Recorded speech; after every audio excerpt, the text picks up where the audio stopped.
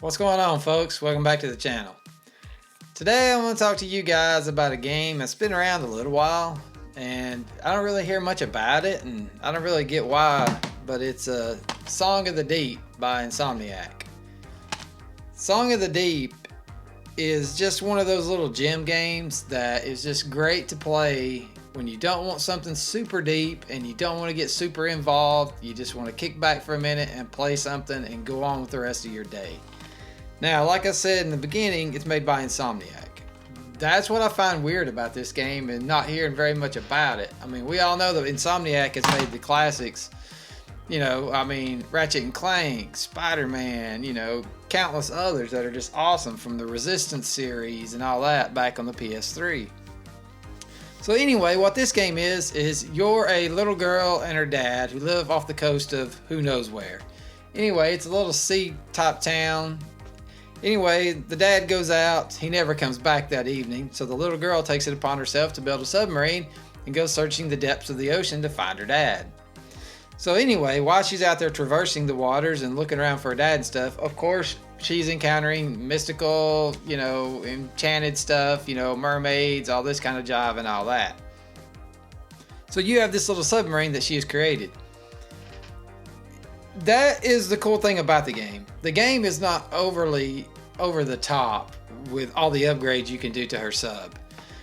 The whole deal with her sub is you're out there going around looking for your dad and you have a claw that'll come out of the front and latch on the doors with hooks on them and such as that, and also lock on to creatures that are underwater like urchins and shells and stuff like that to throw at jellyfish and such like that that are trying to attack your sub.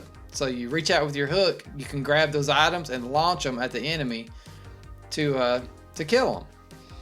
It's not as difficult as it sounds. It's a pretty easy concept, but every now and then in the game you can be overwhelmed by these foes.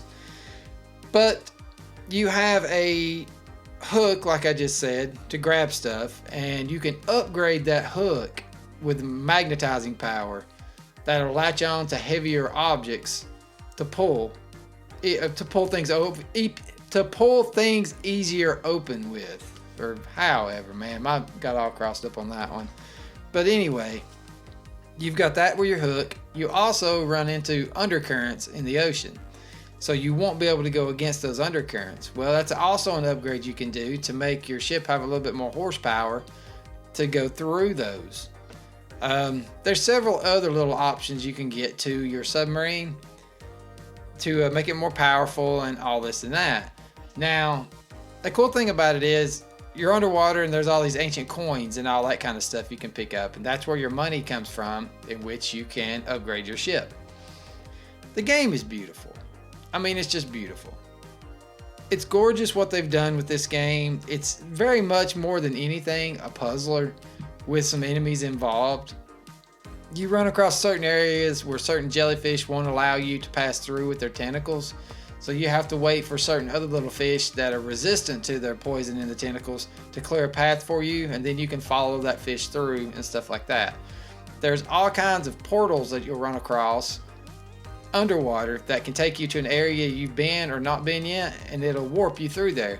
Very much like a fast travel type thing, that you find in most games nowadays. Except this one's done through these little portals.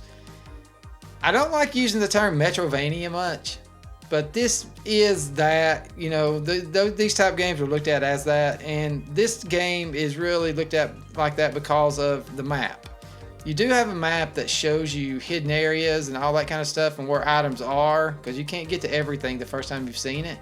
And that first time you see it, and that is one of the big deals about the fast travel mechanic of it.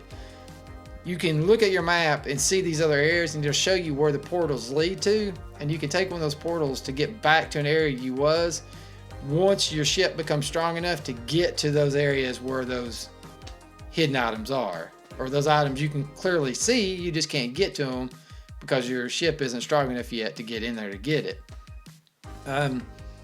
It's got a lot of replayability in that fact. As areas open up, you can just go back and back and back, and when your ship gets stronger, you can keep going back, upgrading, all that kind of stuff. It is a delightful game. And like I said earlier, it is a game that I can't really say a whole lot about because it's not that deep.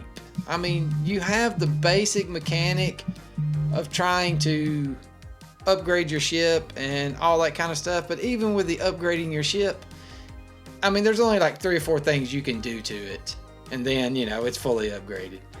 But it's just one of them games you can come home from work or just whatever, pick up, play, and it's not that big a deal. It's not overly stressful. It's not overly taxing on the soul. It's just fun. All right. So I'm going to try and pack as much gameplay footage in here as I can so you guys can get the gist of kind of what this game is and what it's all about. But I'm not going to drag this video out forever because there's really not that much to talk about with it. I just want to put it on your guys' radar. Check it out. It's a game that's on the cheap. It's delightful. It's loads of fun to play. I think you can get it for anywhere from 10 to 12 bucks now, used or brand new. It's just worth it. It's just plain old fun. And coming from Insomniac, you know you're going to be getting your money's worth out of it. Alright guys, well, I appreciate you checking out the vid. If you haven't subscribed yet, please do so. And you guys have a good one. Later.